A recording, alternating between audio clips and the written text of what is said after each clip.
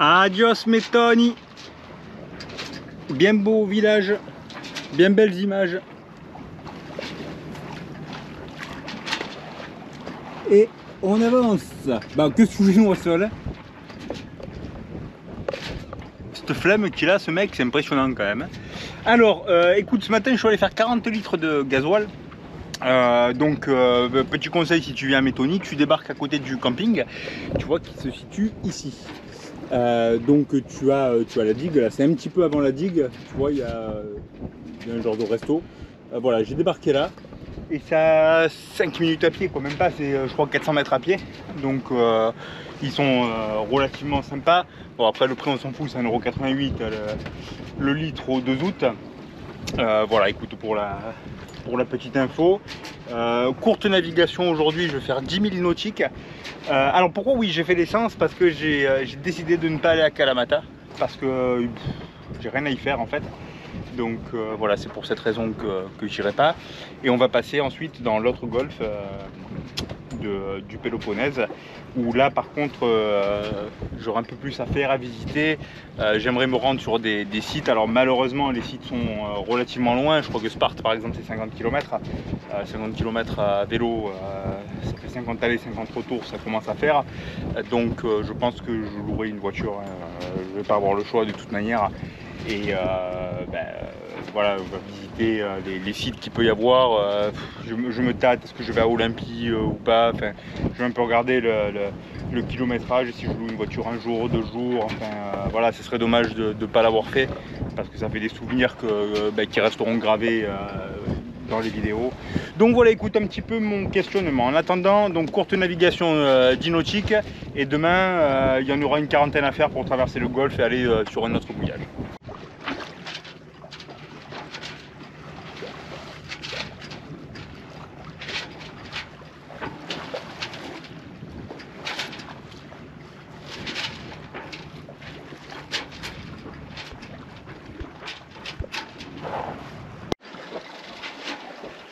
L'éloge de la lenteur.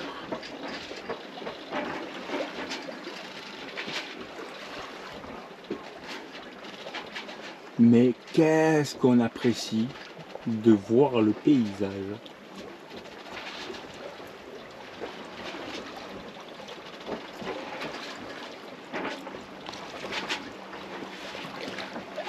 Et nous on bat derrière.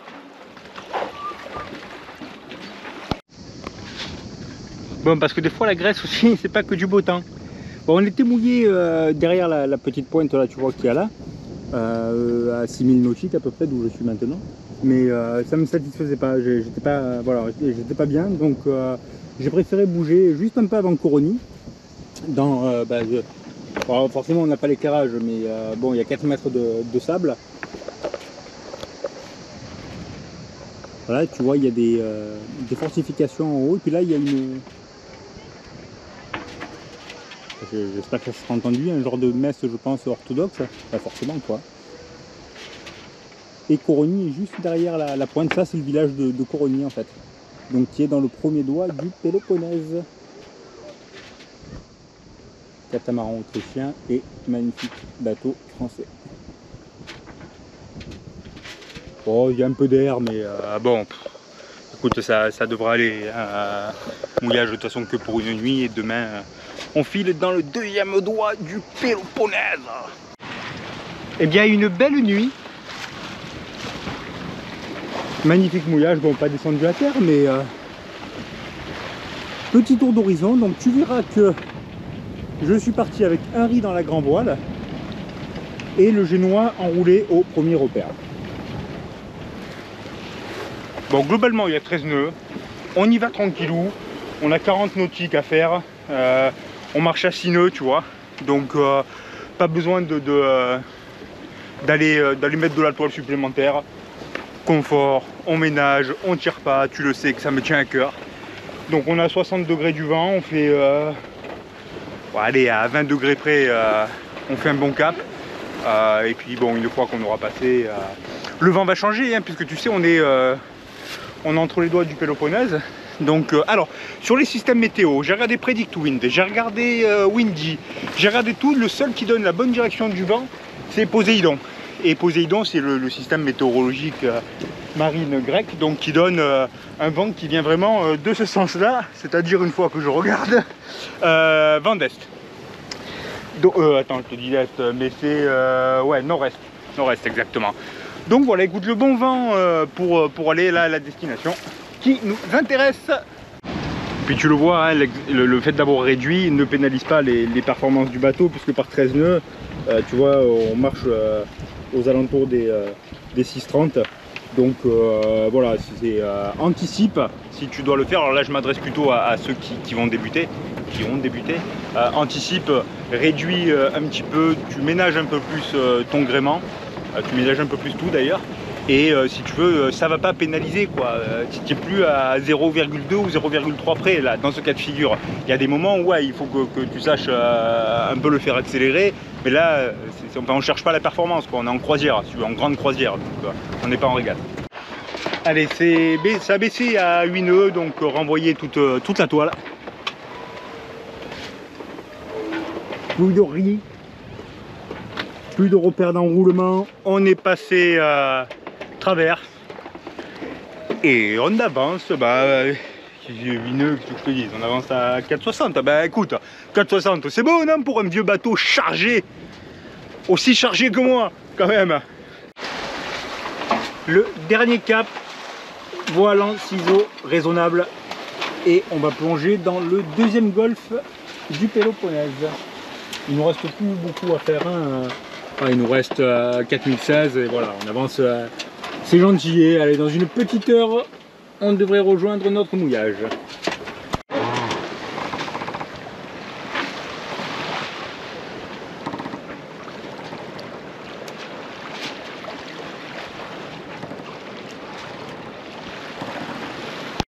Voilà, je viens de mouiller dans 7 mètres de fond avec 40 mètres au fond. Donc là, c'est Corgio, petit village qui a 3 tavernes pour 4 maisons qui se courent après. Derrière le Cata, là, en haut, tu as une église, magnifique église, quelques petites constructions. Alors en haut, cette belle ruine que l'on voit quasi à contre-jour, ben, c'est un hôtel. C'est dommage parce que je voulais y aller, mais c'est un hôtel. Et voilà donc le mouillage où nous sommes, Corgio Ouest. Donc tu as un premier village ici, on voit le cimetière qui est en dessous, avec une église également. Tu vois qu'il n'y a pas beaucoup de maisons, hein, mais il y a quand même cette église. Et ici, donc, des fortifications, maisons, je ne sais pas si c'est tout le même propriétaire. Petit air quand même de Corse là, je ne sais pas ce que tu en penses. Enfin, en tout cas, voilà, encore une fois de plus, c'est un spectacle magnifique. Vraiment, quoi. Le Péloponnèse, c'est exceptionnel. Dis-toi que, on a croisé 3 voiliers en navigation, le reste du monde est là, quoi. Il n'y a personne dans le Péloponnèse. Et c'est fantastique de beauté, de sauvagerie, mais c'est pas comme ça qu'on dit. Mais c'est sauvage, c'est tip top, quoi. Vraiment, quelle bonne idée de rester en Grèce 3 mois finalement et de faire ce tour sur un mois. Bon, écoute, je vais pas te dire petite bière parce que je fais un dry Auguste. Donc écoute, je vais me boire un petit peu d'eau.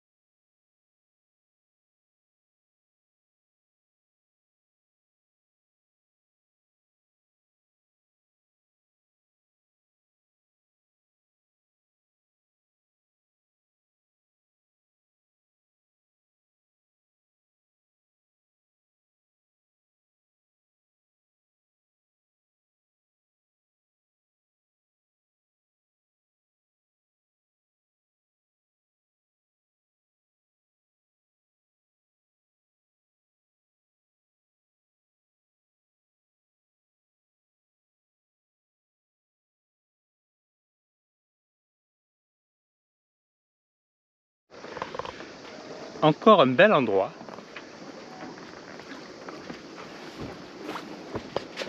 Encore un départ sous voile. Bon, là forcément, nous sommes à 150 degrés du vent. Et puis, je vais te raconter l'histoire de l'abruti du jeudi 4 août. Alors l'abruti du jeudi 4 août, il envoie sa grande voile, hop, il remonte le guendo, il éteint le moteur, kéké, bam, il en panne, il file, il regarde l'anémomètre, de quel côté vient le vent, il déroule le génois passe à contre. Et là il se dit, mais comment c'est possible que le génois passe à contre, le vent il arrive par là, donc on devrait être bon. Et puis en fait j'avais pas allumé l'anémomètre, donc il était resté figé à la position de hier quand je l'ai éteint. Voilà, ça arrive les conneries comme ça. Enfin, faut bien se foutre de sa gueule un peu quoi. Allez, on avance, on descend donc un peu plus dans le golfe ici. Alors les golfs ont des noms, hein. C'est Messiane, Messia, enfin celui d'hier, celui-là j'ai encore oublié. Bon, tu l'auras compris, hein, la mémoire c'est pas mon truc. À mon âge, peut-être falloir commencer à prendre des oméga 3 ou penser à réserver en maison Alzheimer. Donc on descend.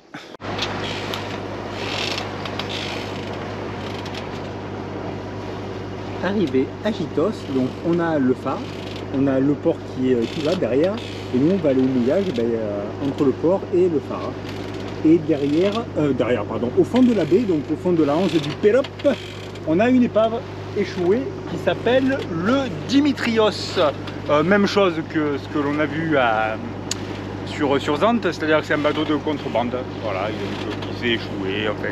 Ça s'échoue beaucoup la contrebande, et puis alors tu as l'impression que ça s'échoue dans des endroits où ils n'avaient rien à faire.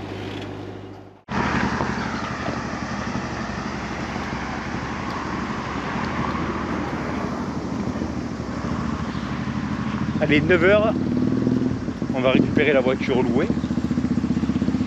Bon, le quai, si tu veux, pour débarquer là, est haut. Donc je me suis tout écorché le genou. Ah, ça part bien la journée.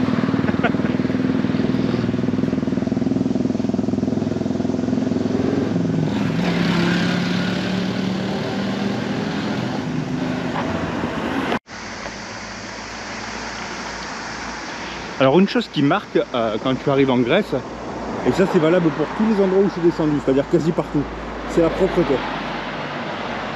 J'ai jamais rencontré des endroits aussi propres que la Grèce, quoi. C'est hallucinant, il n'y a rien qui traîne, il n'y a pas un papier, il y a des poubelles tous les 5 mètres. Voilà, tu regardes quoi, il n'y a rien, donc bravo à la Grèce. On n'est pas ici dans une des villes principales, hein, on est dans un petit village.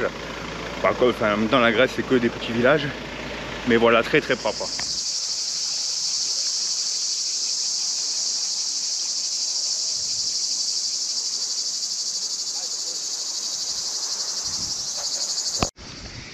Et ici on a un lieu de ponte de tortue.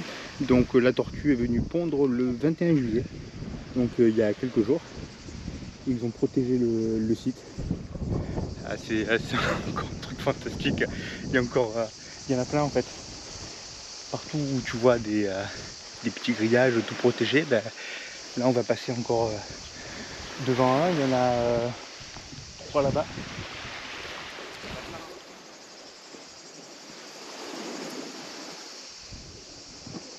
« 27 juin 2022 ».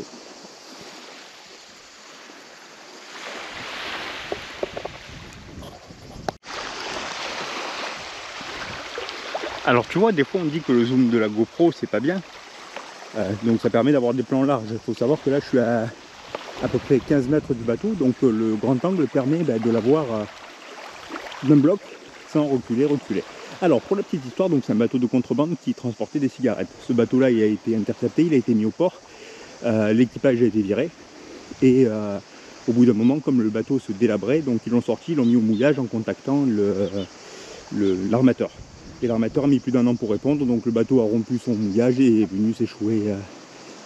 Alors je vais dire violemment, hein, quand tu vois la déformation que l'on peut avoir ici, c'est que forcément le choc a été violent. On est sur un banc de sable, c'est un bateau qui normalement avait un tirant d'eau. Le bateau que l'on a vu à la baie du naufrage à Zakynthos, c'est la dernière fois, bon, un petit peu la même histoire, sauf que lui il avait été intercepté par les gardes-côtes et bon, y en a qui disent que si tu veux c'est pour faire du tourisme aussi, hein, qu'il a été placé là. Mais par contre, donc, comme il était chargé d'alcool et de cigarettes, pendant 4 ans, il ne s'est pas vendu un paquet de cigarettes à Zakynthos et les habitants qui en ont profité.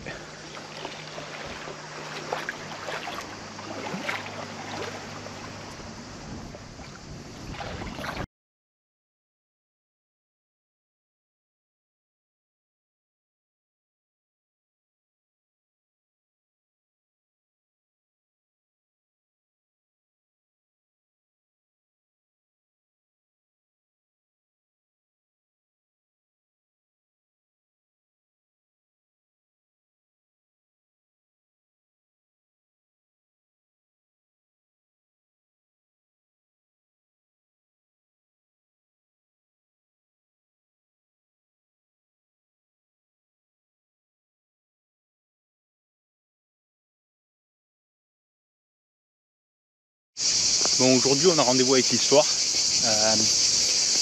On arrive dans l'ancienne cité de Sparte, qui a été construite il y a 3000 ans. Donc ça fait quand même. Hein. Visiblement il reste pas trop de vestiges, mais 3000 ans quand même. Voilà. Donc on va voir le théâtre, on va voir l'acropole, et on va voir vraiment toute la cité.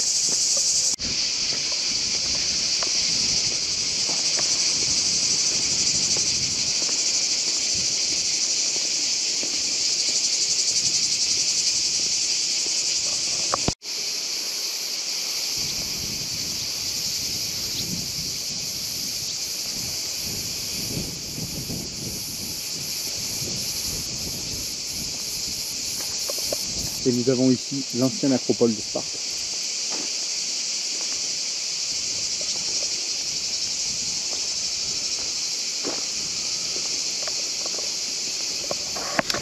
Alors l'acropole ne fait pas immense quand même, je sais pas ce que tu en penses. Sparte c'était, comme tout ce qui se passait en Grèce à l'époque, mis à part Athènes, c'était un village. Après un village de guerriers, mais village quand même.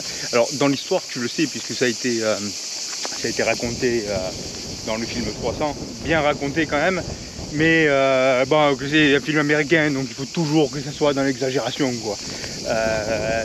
Donc Sparte, outre le fait d'avoir envoyé 300 hommes combattre l'empire perse de Xerxès aux Thermopyles, ça a été aussi, il y a eu la guerre du Péloponnèse qui a opposé donc Sparte et Athènes. Faut savoir que c'est Sparte qui a vaincu Athènes. Donc vraiment, tu vois, c'était des guerriers, c'était dans la culture, si tu veux. Bon, c'était puissant, hein, visiblement. Que te dire d'autre? Donc, je vais pas te faire du teasing, mais tu te doutes que on va aller ensuite voir la tombe de Léonidas. Léonidas qui était le roi de Sparte et qui est mort aux Thermopyles.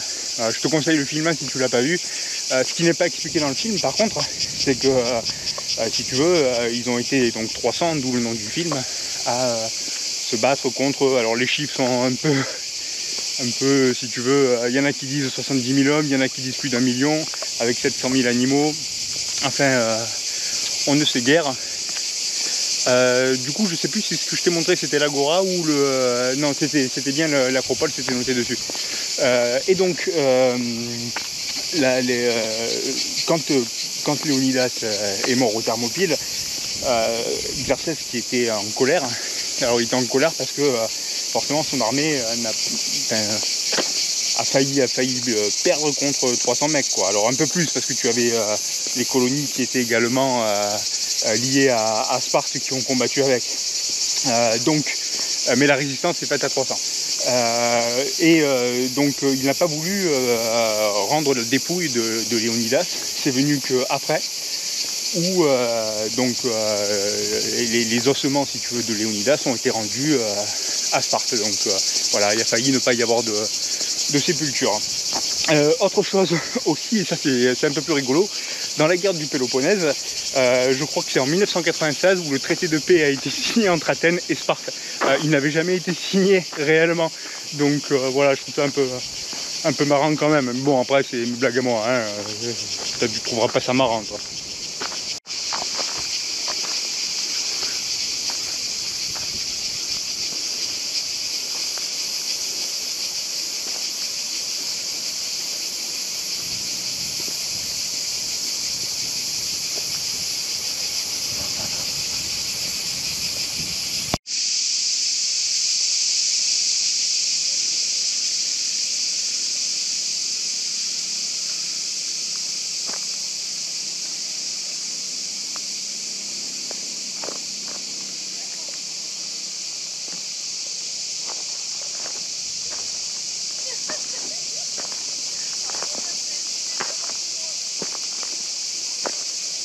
te laisse imaginer le travail qui reste à faire pour découvrir tout ça, parce que le théâtre faisait 141 mètres de diamètre.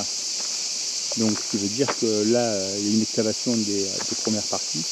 Mais à mon avis, tu vois que la colline, hein, c'est la nature qui reprend ses droits, mais bien en forme d'hémicycle. Donc ça veut dire qu'on devait monter à peu près jusqu'à l'arbre. Alors peut-être un peu en dessous, puisqu'on voit que c'est balisé jusque là.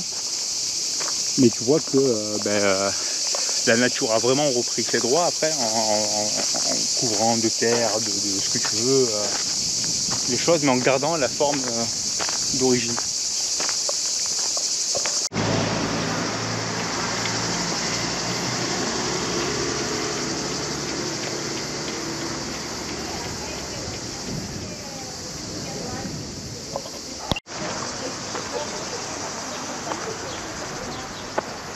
Voilà, nous sommes ici sur la tombe de Léonidas.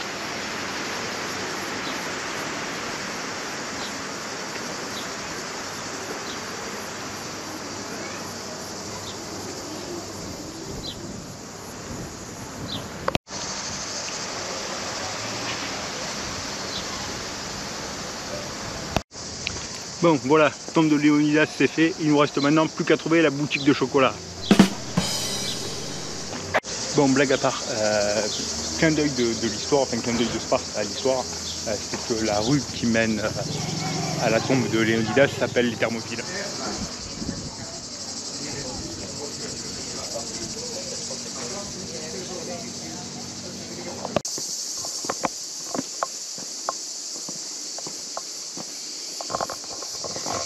Alors, nous sommes ici à Mystra. Mystra, ça a été fondé au XIIe siècle par les Francs, donc c'était Guillaume II. Et le but principal de cette citadelle qui a été fortifiée,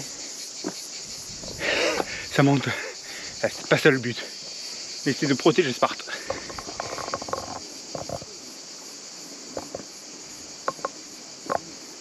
Donc tu vois une église qui est typique de cette période-là.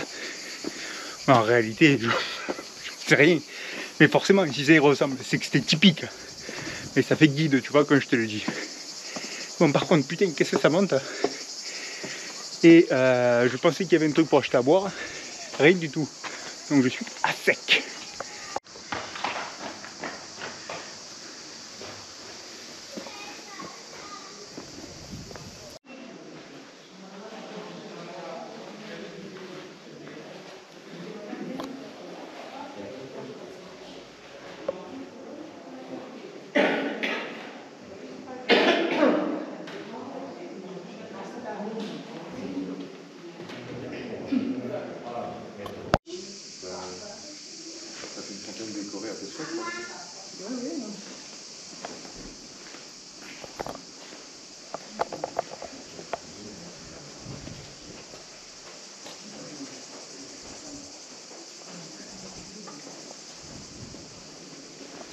Tu le crois quand même que je fais un dry Auguste, on tombe sur du citron beurre à prendre là? Sans me déconner.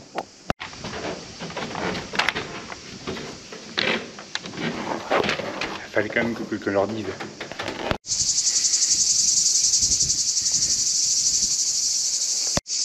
Oui, alors ici c'est un site qui est classé au patrimoine de l'UNESCO et c'est vrai que quand tu découvres, tu comprends pourquoi.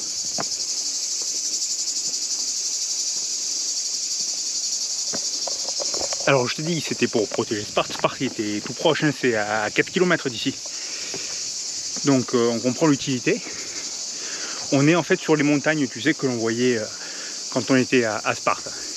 Alors autant à Sparte, tu peux y aller, c'est gratuit, qu'ici tu payes 12 €. Mais ça permet peut-être de conserver aussi le site en état pour les générations futures. Et ça monte toujours, et j'ai toujours autant soif. Hein.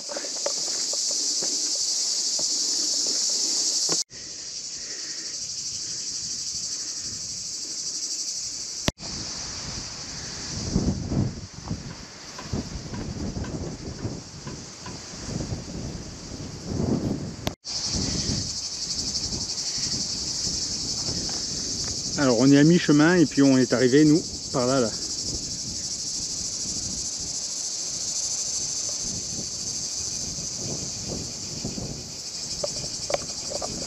Alors là je dis nous, mais non, nous c'est moi. Tangaroa il est pas venu. Et ils n'ont pas fait de mouillage ici, c'est compliqué quand même. D'ailleurs à ce propos, Gytios, là où nous sommes, eh bien c'était le port de Sparte. Et pour te donner un ordre d'idée, Sparte c'est quand même à une quarantaine de kilomètres. Donc t'imagines un peu le voyage quoi. C'était déjà une expédition pour aller au port. Mais hop là. Mais par contre ça signifie que là où on est mouillé, potentiellement, tu te dis qu'il y a eu des bâtiments de guerre du Grand Sparte qui ont été mouillés au même endroit. Donc pas dire que ça fait un peu du quelque chose. Mais quand même, clin d'œil à l'histoire, on en prend un peu plein les mirettes et un peu plein la tête, tu vois, le cerveau pour te dire que ce qu'on fait, ce qui a été fait avant ici, je vais te dire c'est historique, mais forcément. Mais ouais, moi je trouve que c'est exceptionnel.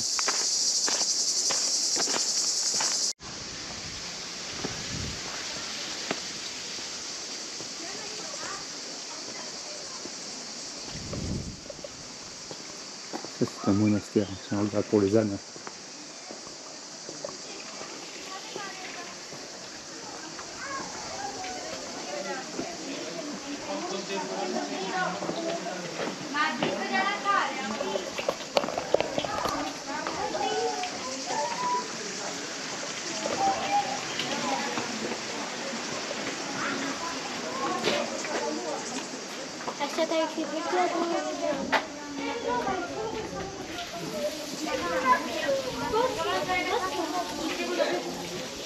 La ragazza lasciate per la magazzina. Esatto, lasciamolo stare. Raga, è visto. No, Martina, non ti dico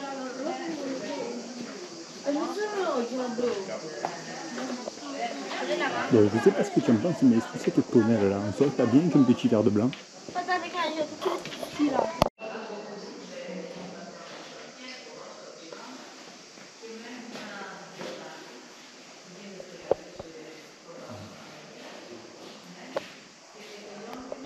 Bon, alors quand je t'ai dit tout à l'heure pour protéger Sparte, oui, mais c'est pas le Sparte de Aou quoi. C'est on est en 13e, ouais, au 13e siècle ici.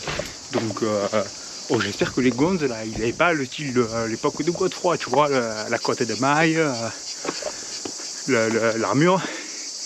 Parce que la chaleur qu'il fait, j'espère qu'il aurait mis des Marcel, si tu veux. Marcel, comment on appelle, en ferraille, mais Marcel quand même, qui est le mec qui respire un peu quoi. Alors là, on se dirige en direction du palais. Et ce que l'on voit, donc c'est qu'il y avait la place ici pour mettre une porte et fermer en cas d'attaque. Les meurtrières bien entendu.